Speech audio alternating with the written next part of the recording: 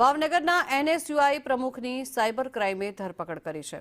અરશમાન Khan બલોચની cyber ક્રાઇમે ધરપકડ કરી। Cyber crime gang સાથે અરશમાન ખાન સંકળાયેલો હતો। જો કે સાયબર ક્રાઇમ ગેંગને બેંક એકાઉન્ટ ભાડેથી આપતો હતો। એકાઉન્ટમાં પૈસા મેળવી આંગળીયા મારફતે ગેંગને પહોંચાડતો હતો। 25% પેટે 1.50 કરોડનું કમિશન અત્યાર સુધી તેણે મેળવ્યું છે। ત્યારે અરશમાન ખાન દુબઈના ચોકર નામના આરોપીના સંપર્કમાં હતો। ચોકર કંબોડિયાના સાયબર ગઠિયાઓ સાથે સંપર્કમાં હતો। ત્યારે આરોપી અત્યાર સુધીમાં 2 વખત દુબઈ પણ જઈ આવ્યો છે। અન્ય આરોપીઓને લઈને પોલીસે વધુ તપાસ હાથ ધરી છે।